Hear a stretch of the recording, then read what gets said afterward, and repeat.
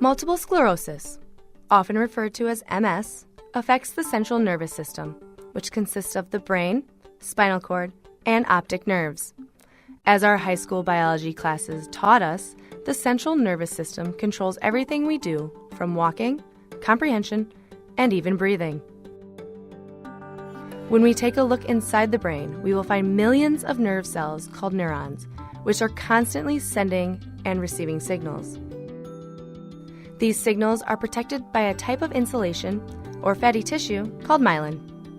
With MS, the body's immune system attacks myelin, causing it to deteriorate and nerve signals to be lost.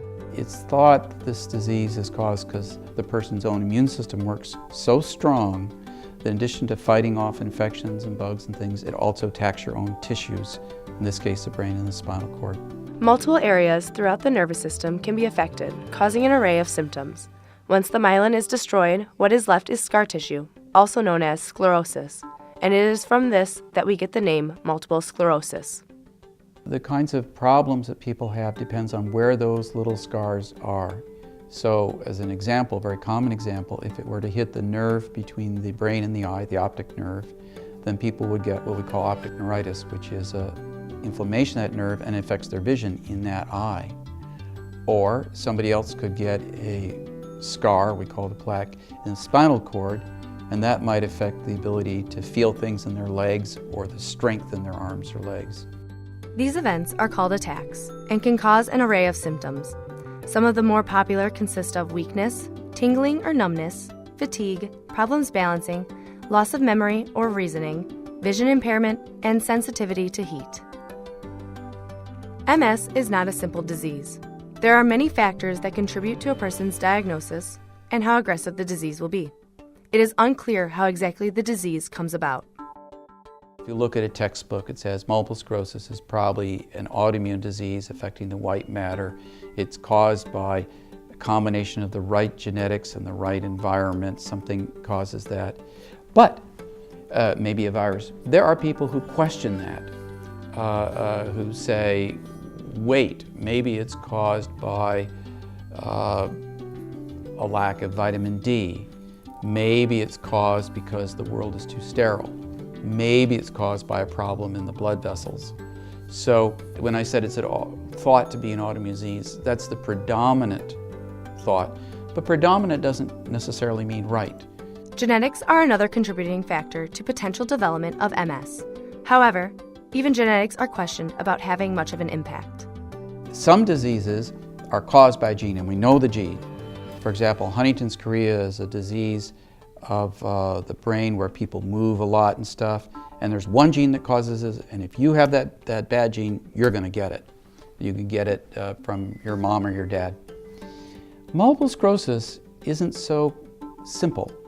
We think there's at least 40, 50 genes, and what they do is they just make you a little bit more susceptible to something in the environment that causes MS. An analogy I would use is like skin cancers. Certain people, if they're very fair-skinned or they have freckles or they have red hair, are more likely to get skin cancers than people that have a dark complexion. But we think you've got to have something else, like sun exposure. So it's a combination of genes, a whole bunch of genes that make you more susceptible, plus something in the environment, and the combination come together.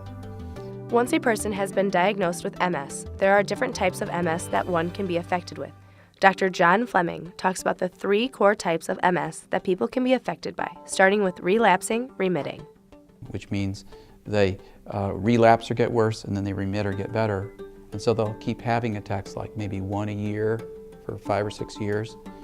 Some persons, though, after they've had relapsing, remitting, instead of having attacks, will just slowly get worse. In other words, instead of their eye or their leg or their arm that's bad for a couple weeks, they just say, my walking is getting worse. Slowly, slowly getting worse. And so I have to use, in some cases, a cane or a walker. And instead of being able to walk a mile, they'll walk a half mile, quarter mile, 100 yards. So that's secondary progressive multiple sclerosis. A third type is called primary progressive multiple sclerosis. In other words, primary. From the beginning, people slowly progress and get worse. It's not so much they have attacks, they usually don't have attacks, but the baseline is slowly getting worse. There's another type called primary relapsing multiple sclerosis, which is like primary progressive but with bumps, the fourth type, if you will, but it's really the same as the third type. For the time being, research has only come so far, and many people still have to suffer with MS. But that does not mean the future is without hope.